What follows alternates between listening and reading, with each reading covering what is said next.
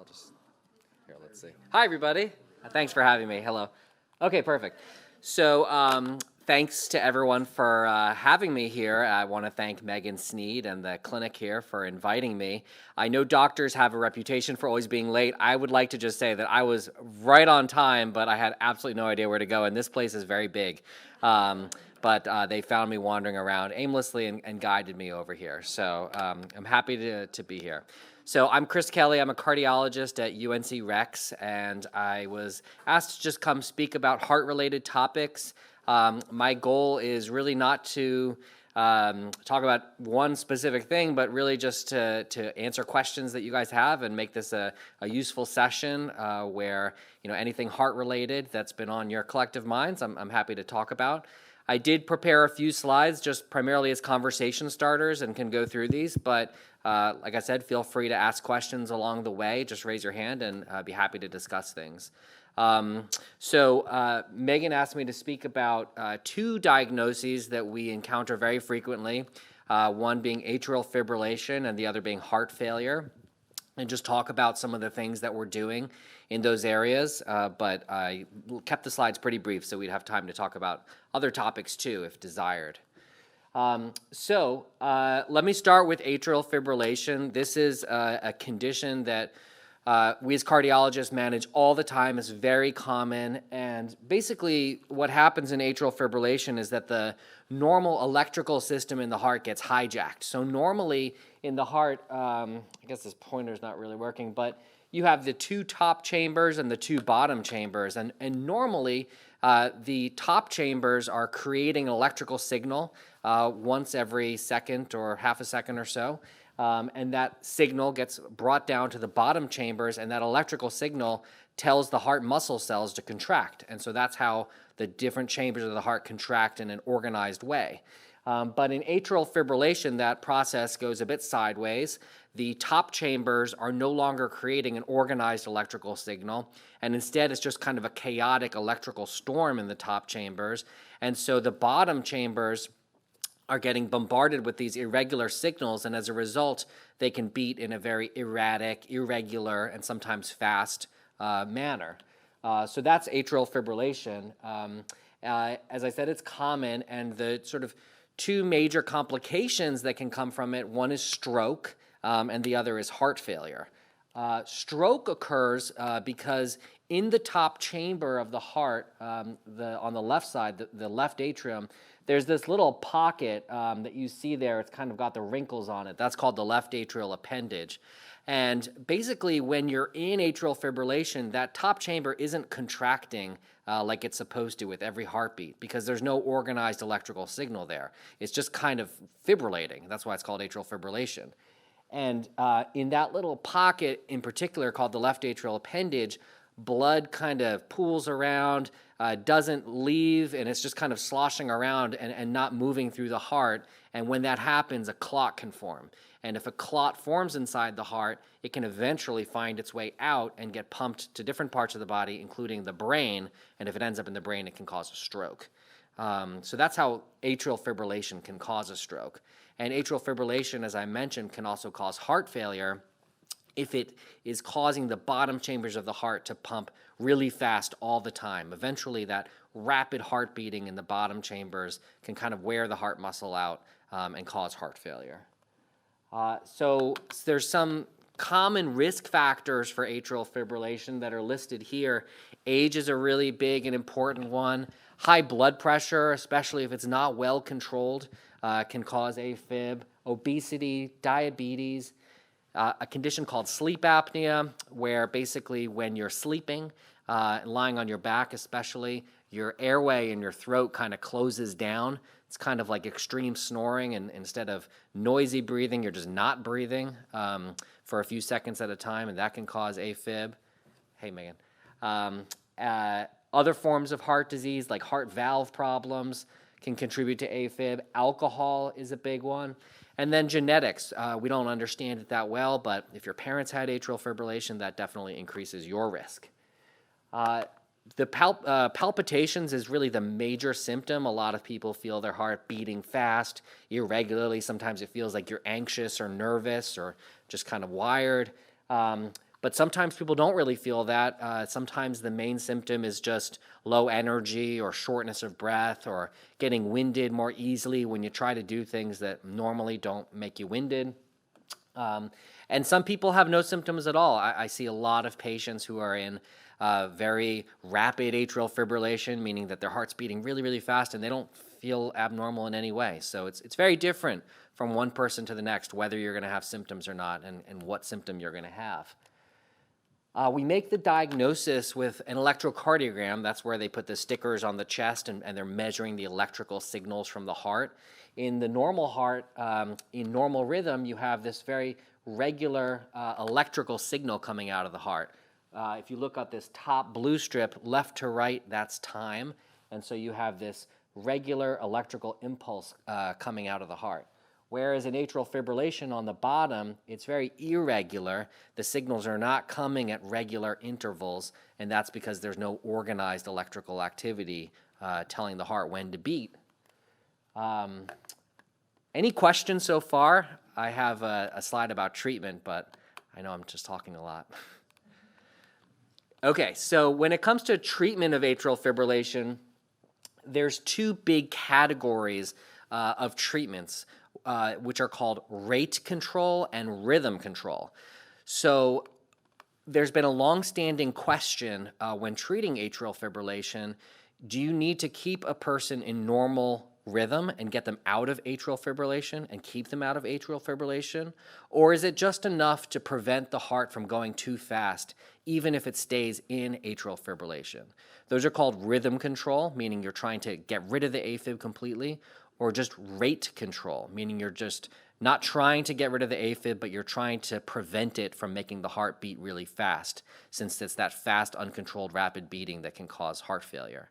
And actually, over time, one strategy has never been shown to be superior to another. So rate control is associated with the same long-term risk of stroke, heart failure, and death as rhythm control. And rate control is usually achieved with medicines like beta blockers, like metoprolol, atenolol, and others, calcium channel blockers like diltiazem. Those things can help slow the heart rate down. They don't get rid of the AFib, but they slow the heart rate down. The problem is if you are symptomatic. So if being in AFib, even at a controlled heart rate, you just don't feel good, you feel short of breath, tired, palpitations, whatever, that's when we try to do rhythm control. We try to get you out of AFib and back into normal rhythm for the sake of controlling your symptoms. And there's a lot of ways that we can do that. The most immediate way is something called a cardioversion. That's what's in the picture here, where we actually put pads on the chest, give sedation, and then shock the heart. And by applying an electric charge to the heart, it actually resets the entire electrical system of the heart, and it usually resets back into normal rhythm. In order to keep you in normal rhythm after a cardioversion, there's two main strategies. One is medications, a different set of medications than what we use for rate control. Common ones are called Tikacin, Sotalol, Flecainide. And then there's something called an ablation, which is a procedure where they use a catheter that goes up the vein in the groin, up into the heart, and basically makes little burns on the inside of the heart to create scars. And those scars basically serve as like walls or barriers for electrical signals, and so the AFib signals can't get into the heart and take control of the heart. So it's a way to basically wall off electrically the parts of the heart where AFib starts and prevent AFib from taking control of the heart. And the technique for ablation has been evolving a lot over the past decade. And previously, it took a really long time, and the success rates weren't that great, and there were a decent number of complications. It's gotten a lot better since then, and even in the past year, there have been more advances. And so as a result, ablation is now actually felt to be superior to medications for maintaining normal rhythm. Again, none of these things reduces the risk of stroke, heart failure, or death compared to rate control, but if you're having a lot of symptoms from atrial fibrillation, you're probably better off with an ablation than using medications to try to control your heart rhythm long term. Then, in addition to all of that, there's the question of stroke prevention. So, as I mentioned, when you're in AFib, you can form a clot in the heart, and that can cause a stroke. That risk stays whether you're doing rate control or rhythm control, whether you're on medications or whether you've had an ablation. We still need to protect you from stroke. And the most commonly the most common way to do that is with blood thinners. So for atrial fibrillation, we commonly use blood thinners like Eliquis, Xarelto, Coumadin, and those medications thin the blood, reduce the risk of a clot forming in atrial fibrillation, and thereby reduce the risk of a stroke. The problem is that they thin the blood everywhere in the body. And so if you injure yourself, whether cutting yourself in the kitchen or falling or anything, the risk of having a significant bleed is higher. And then likewise, sometimes people have polyps in their intestines or bladder or other places that were just minding their own business before, but on a blood thinner, those can start to bleed. And so sometimes people have bleeding that can be a problem and prevents us from using a blood thinner to prevent the stroke that can happen in AFib. And in that setting, we use something called a Watchman. This is a relatively new technology. It's a little plug that goes inside the heart. So remember I said that little pocket on the top chamber of the heart, the left atrial appendage, is where those blood clots tend to form. This is actually a device that is inserted over a catheter from the groin, and it creates a plug in that area. So it blocks blood from going into or coming out of that little pocket in the heart, the left atrial appendage. And by doing that, it significantly reduces the risk of stroke. And about a month after this goes in, people can typically stop their blood thinner and still have a reduced risk of stroke. So if you have AFib and you're taking the blood thinner and the bleeding is a problem, this is an alternative to that. Okay, so that was a summary of pretty much everything one could need to know about atrial fibrillation. I have similar slides for heart failure, but I figured I'll stop here and see if anyone has any questions about atrial fibrillation or anything that I've talked about so far. I was going to say, I know someone's got a question in here. Do they have an antidote to the Eliquis and the other Xarelto? Yeah, good question. So the question was whether there's an antidote to Eliquis and Xarelto. So this comes back to the bleeding question. So if you are taking one of these medications and you start bleeding somewhere, can they do anything to reverse the effects of the medicine acutely and stop the bleeding? And the answer is yes. The original blood thinner was warfarin or Coumadin, and there was a very straightforward antidote to that, which was basically giving back the factors in the clotting cascade that medicine is blocking. And likewise, there are antidotes for these newer blood thinners. Some are very specific and some are more general, but generally feel like we can reverse them if we need to. It's uncommon that someone has such a significant bleed that we need to, but it is possible. In fact, the new blood thinners are superior in pretty much every way to Coumadin or warfarin, except for the price. They're still brand name drugs. There's no generic yet. And these are some of the most frustrating medicines simply because even though they are not outrageously expensive like some of the medicines we use are, so many people are taking them, and they're just expensive enough that they can be a real problem. So that's the main limit to their use is really cost. Any other questions? Yeah, a few up here. Can you explain SVT and how Sure. it relates with the heart failure, or if it's dangerous, or exactly what it is? Yeah, so the question was about SVT. So SVT is an abbreviation for supraventricular tachycardia. And essentially that just means that it's a rapid heart rhythm originating from a problem in the top chambers of the heart. Supraventricular means top chambers.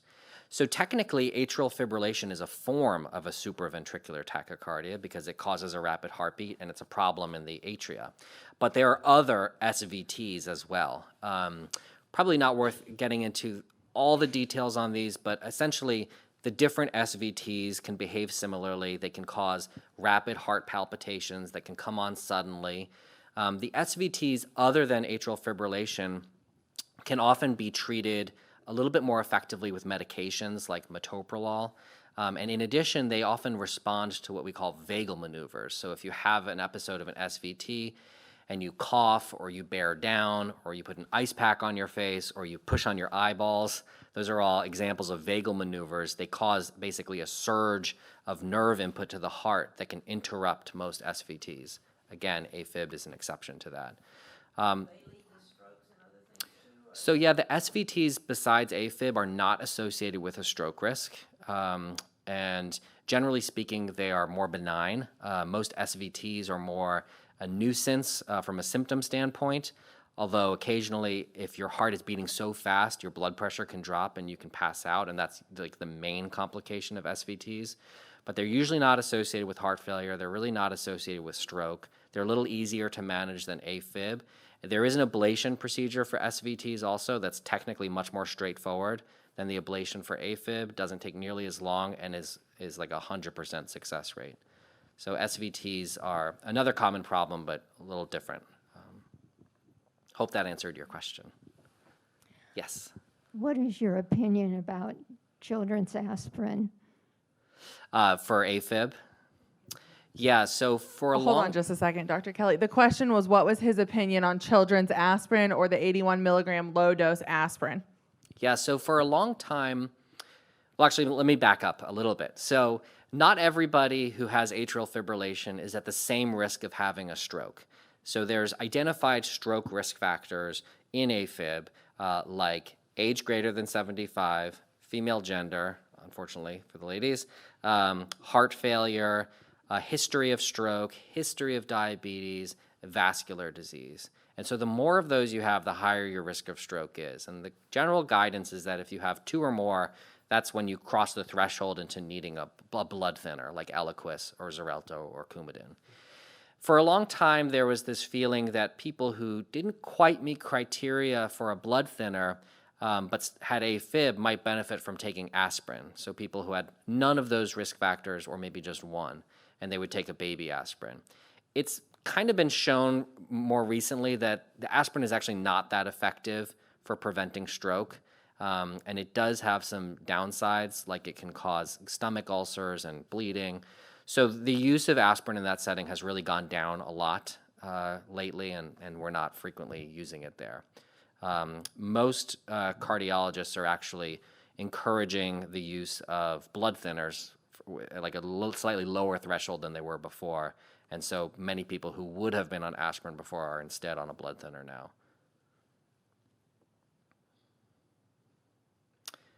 Any other questions about the atrial fibrillation or any related topic other than heart failure, which I'll talk about next?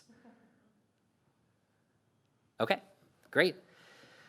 So the next set of slides is about heart failure. Heart failure is a very common problem, and it's a very heterogeneous condition. There's a lot of different things that get labeled as heart failure.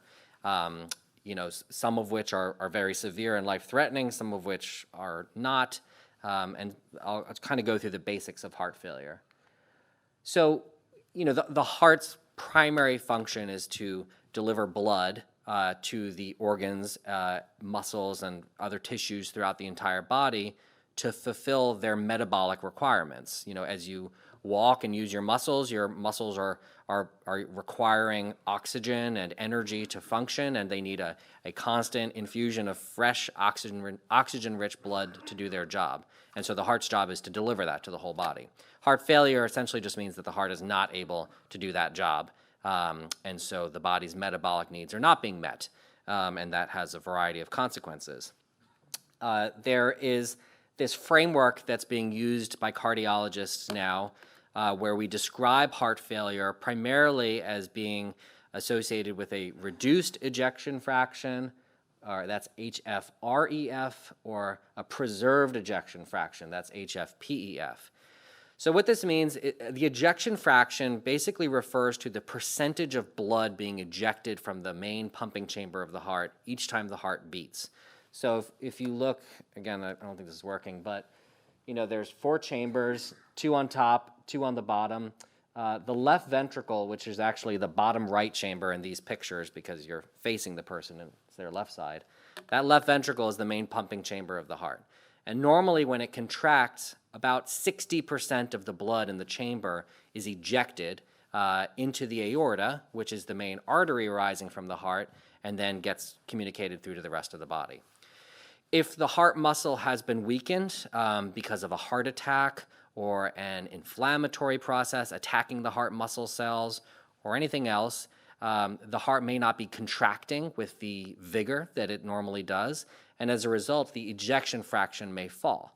The ejection fraction can go all the way down to, well, technically 0 in death, but we see people walking around with ejection fractions of 5, 10%, meaning that the heart is really just barely contracting with each beat.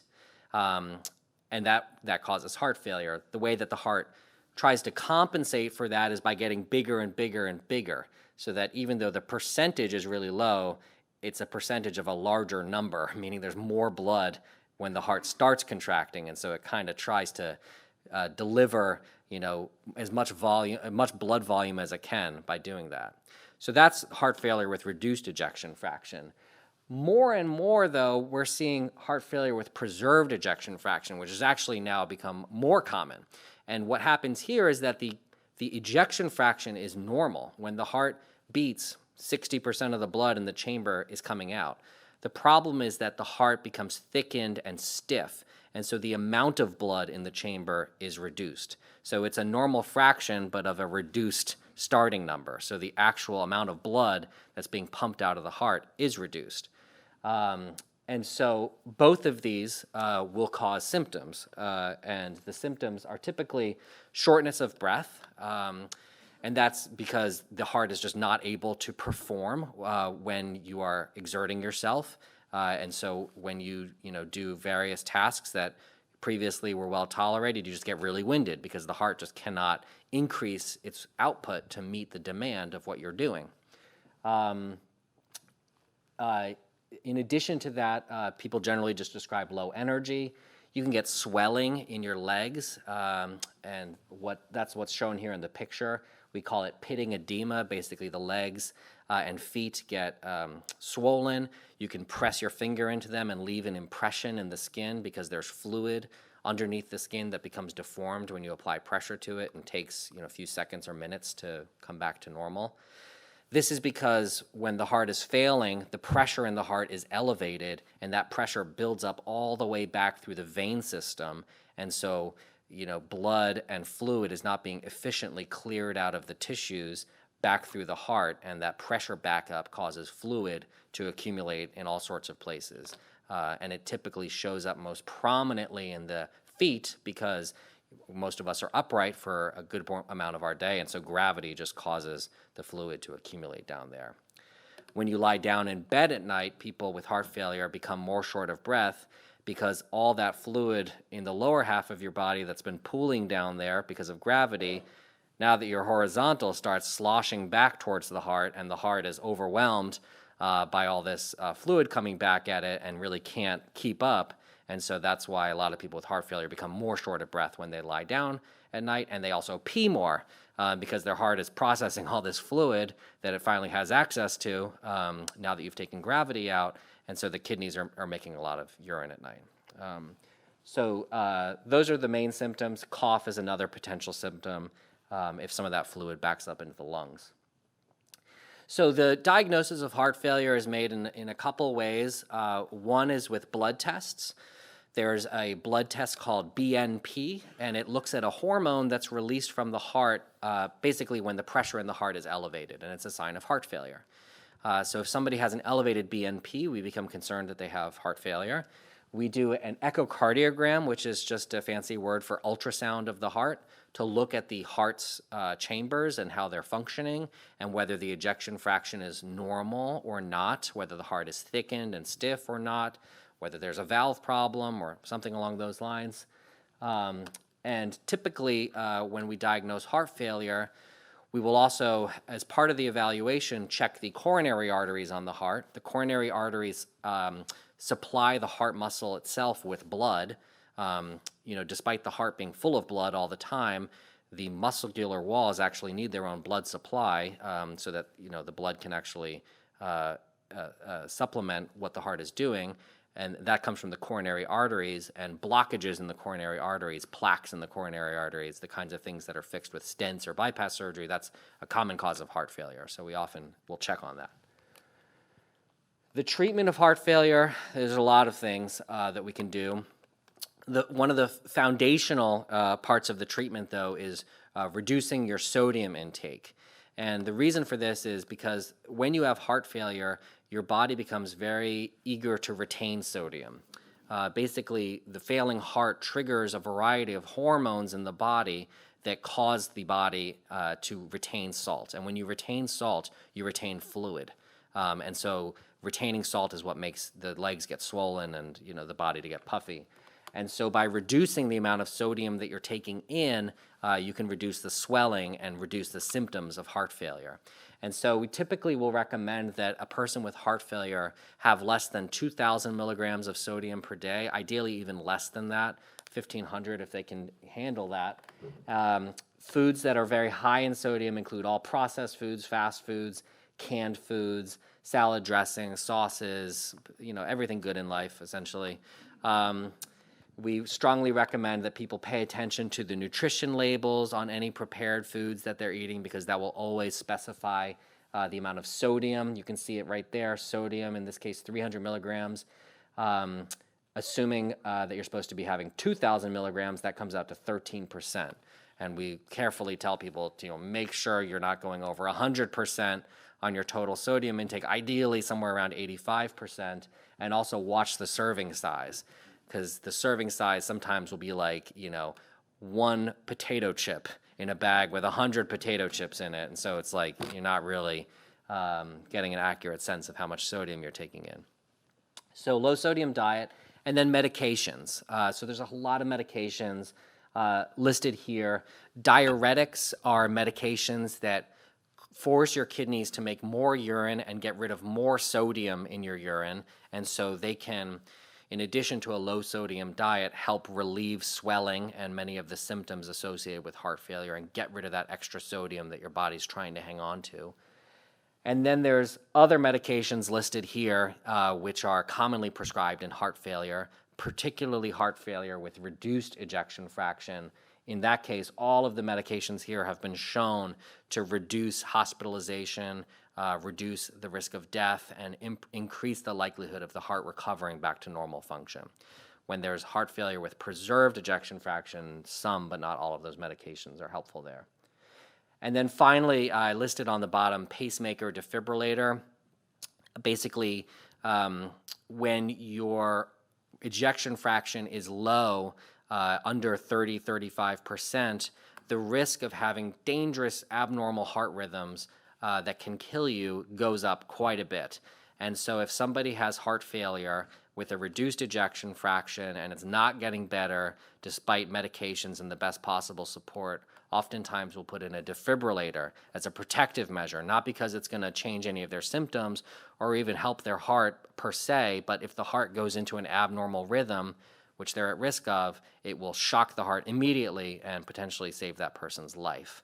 Some people need not only that, but also a pacemaker, particularly because in heart failure, sometimes basically it gets even worse. The two sides of the heart are not coordinating with each other, and the two pumping chambers of the heart, the left side going to the body, the right side going to the lungs, are not synchronized. And you can put in a pacemaker that resynchronizes the two sides of the heart in select circumstances, and that can help the heart perform much better, reduce the symptoms of heart failure, and reduce the risk of death. So that's the talk. So I will end it there, and we can just spend the rest of the time answering any questions that you guys have, any topics that you've been hearing about that you'd like me to tell you more about. Yeah.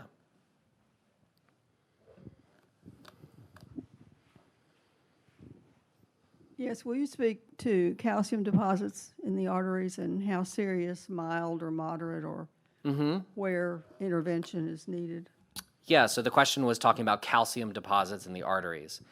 So this goes back to the concept of coronary artery disease. So again, the heart muscle itself has its own blood supply through what are called the coronary arteries.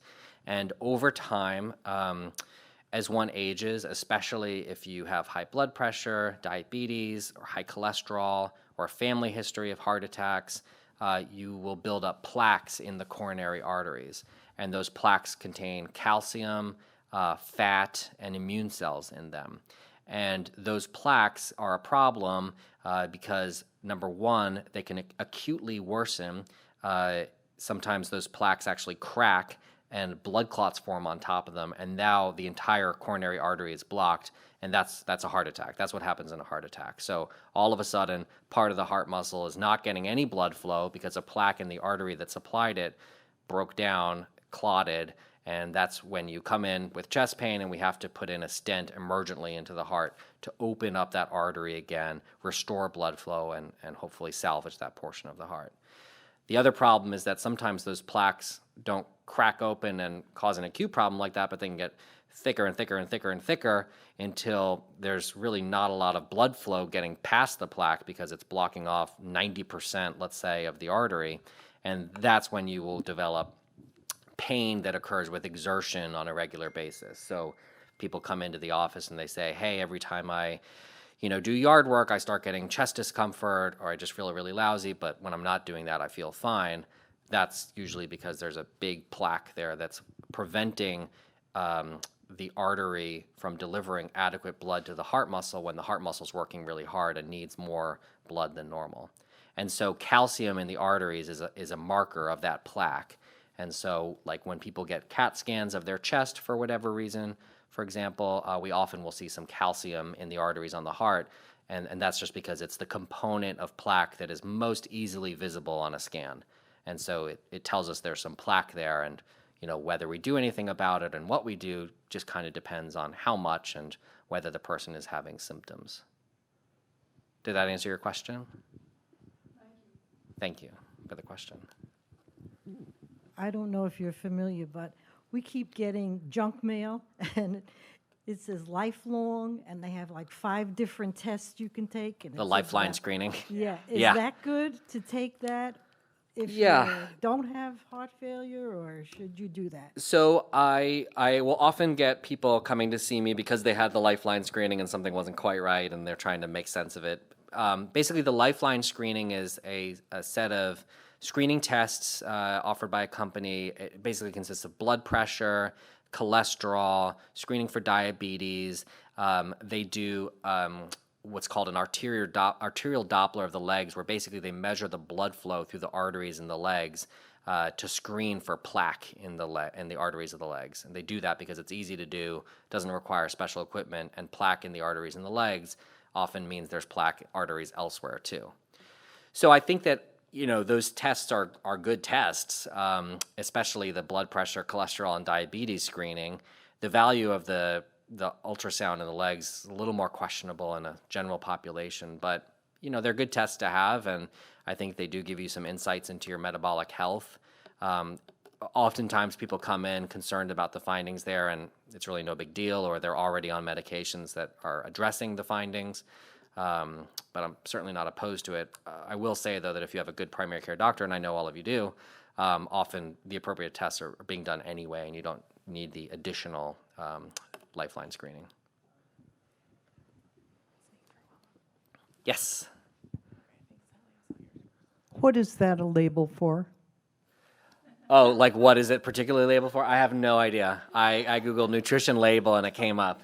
Dr. Google? It's, let's see, it's pretty low in calories, and I would say it's probably like baked potato chips or something like that, if I had to guess.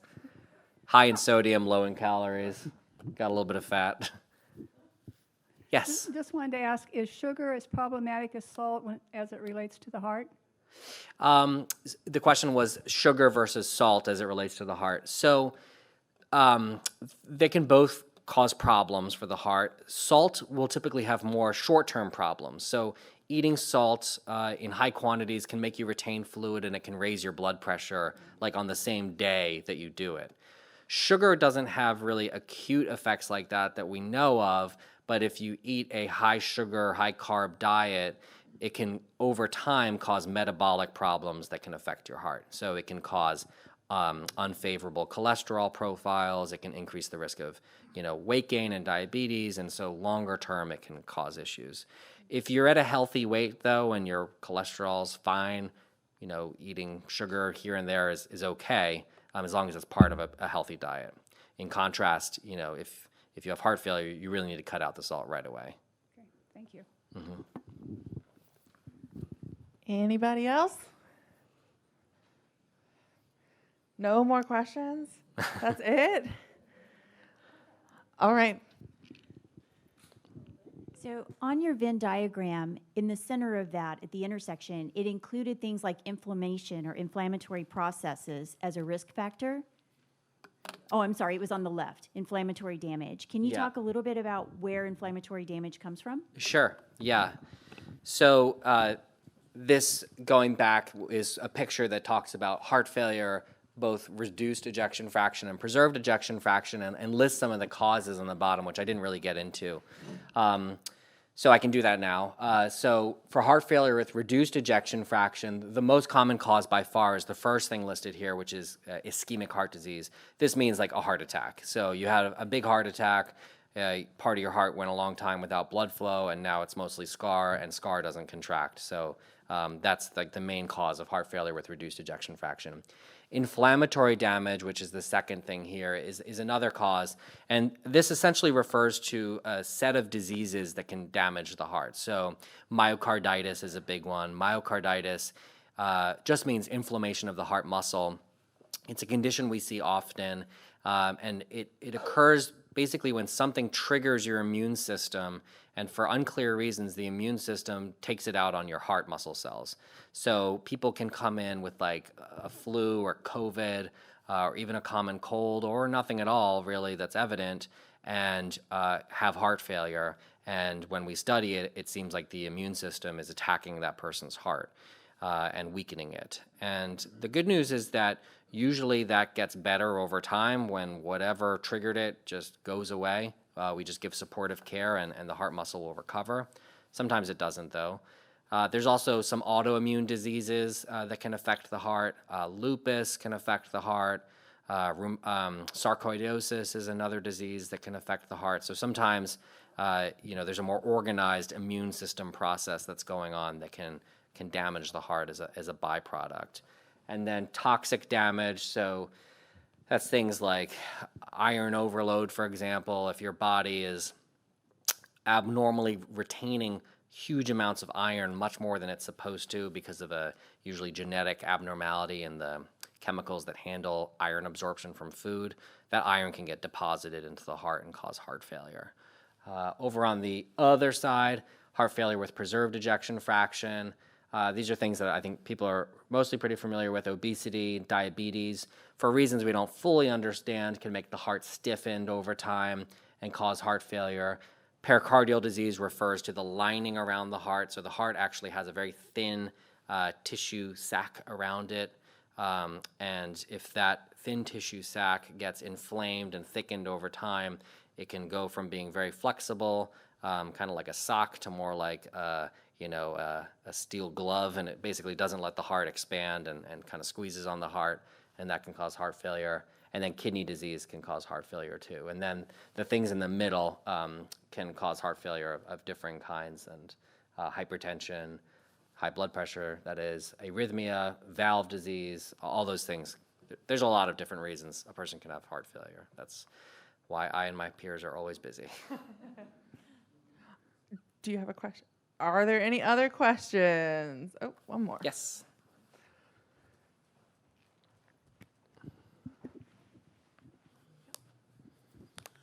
What are the symptoms of a heart attack? Great question. That's a good one.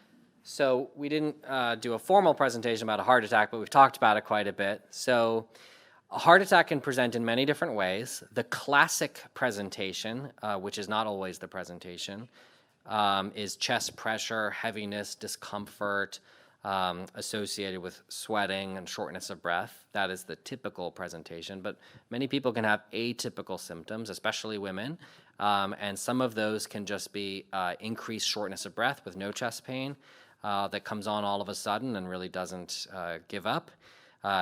Dizziness, lightheadedness that comes on all of a sudden, intense nausea or abdominal pain are all possible presentations of a heart attack. So because there's so many potential symptoms, the advice I give is that, if you all of a sudden feel something, that feels severe to you and is abnormal and is not something you've had before and it's not going away after 5 to 10 minutes of sort of basic things like drinking water and repositioning yourself, then you should get medical attention. And obviously, a lot of people in fact, most people with nausea and belly pain turn out not to have a heart attack.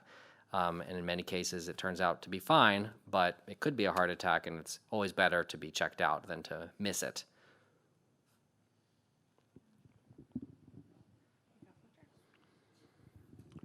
Often we hear about valve replacement. What causes the deterioration of the valves and or the malfunction of valves? Mm-hmm.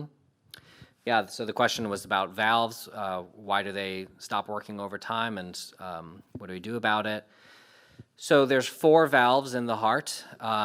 There's a valve between each of the top and bottom chambers, and then there's a valve between each bottom chamber and the big vessel that comes out of it. And the aortic and mitral valves on the left side of the heart are the ones that most often require attention and intervention. In most cases, the reason that those valves stop working is just age and wear and tear. So there's underlying issues we don't fully understand why, one person in their 80s will develop a heart valve problem, whereas another won't. There's clearly some genetic factor at play and maybe some exposures or risk factors, but age is really the biggest risk factor for those valves breaking down over the many billions and billions of times they open and close over the course of your lifetime. What we typically see is the aortic valve becoming too stiff and not opening, and that's really a disease primarily of age because it rarely occurs under the age of 65, except in some genetic syndromes, and then leakiness of the mitral valve. In both cases, there's no medical treatment that gets rid of it. The valve has to be repaired or replaced. But thankfully, there is a lot of progress happening right now on minimally invasive procedures to do that. So things that 10 years ago were guaranteed open heart surgery are now often being done in a minimally invasive way over a catheter through the groin, such that one can go home the same or next day. So lot of progress being made on a heart valve disease and the treatments of heart valve diseases. Could you tell me the difference between a TIA and a TGA, and if one leads to possible stroke or if one is benign? Okay, so a TIA means transient ischemic attack. And the thing it's usually compared to is a CVA, which means cardiovascular or cerebrovascular accident, which is another word for stroke. So a TIA and stroke both occur when part of the brain is not getting normal blood flow. And most commonly that's because the artery supplying that part of the brain is blocked, either because of plaque or clot or something else. Sometimes it can occur if there's bleeding in the brain, and so the blood is not getting into the brain tissue itself through the vessels, but just leaking into the space around the brain tissue. The difference between a TIA and stroke is, by definition, a TIA does not cause any permanent damage to the brain, meaning that the blood flow is restored quickly enough that no actual death of brain tissue occurs that we can see on an MRI, whereas in a stroke, by definition, there is death of brain tissue, which we can see on an MRI or CAT scan. So that's the main difference between those two. You had said TGA, which is... Yeah, so transient global amnesia. So for cardiologists, TGA means something else. In neurology, so amnesia in general can occur for a variety of reasons. You can have amnesia as a result of a stroke, although you can have amnesia for other reasons as well. So in some cases, it's not well explained. In some cases, it's because of a metabolic issue. Sometimes actually autoimmune diseases can cause amnesia and inflammation of the brain. So I would say amnesia is more of a symptom, whereas TIA and stroke are the underlying process, which can cause a variety of different symptoms depending on which part of the brain is affected. Is there a way to tell the difference, what you had? Between a TIA and a stroke? Yeah, so, TIA and a TGA. so again, TGA is a symptom. So you can have amnesia that resolves, and that could be caused by a TIA or stroke. And, you know, we typically do an MRI of the brain to better understand if there has been damage to the brain. So I would say we're generally not trying to distinguish between the two. We're trying to determine if something like amnesia is the result of a TIA or stroke, or anything else. And so as a part of the workup, you know, in addition to the head scan, you might undergo a workup for seizures or other things that can cause that symptom. In a 90-year-old man, sedentary, who has reduced ejection fraction in his lower left ventricle, would a pulse of 92 be considered highly dangerous? So the question was, in a 90-year-old sedentary person with heart failure with reduced ejection fraction, is a pulse of 92 considered dangerous? No, 92 is within the normal range. Oftentimes you'll see when somebody has a reduced ejection fraction, the resting pulse will actually go up. And the reason for that is because when the heart is sending out less blood with each beat, to make up for that, it beats more to try to, you know, deliver more blood per unit time. And so we often will see an elevated heart rate in people with reduced ejection fraction, and in the 90s is not dangerous. We try to lower that heart rate. So when I see somebody with a reduced ejection fraction and a heart rate of 92, I say to myself, they could probably use a higher dose of a beta blocker, because that's a medication that helps the heart and lowers the heart rate. Because it turns out that the things the heart is trying to do to compensate for its problem actually perpetuates and worsens the problem over time. And by blocking that response with medication, we can often help the heart long term. So I would say it's not dangerous, but it suggests maybe that the medications could be optimized further. Wonderful. Thank you guys for all your great questions. Let's give Dr. Kelly a huge round of applause. Thank you for coming out to us today. Thanks for having me. I hope this was helpful and hope most people learned something. Thanks for the opportunity.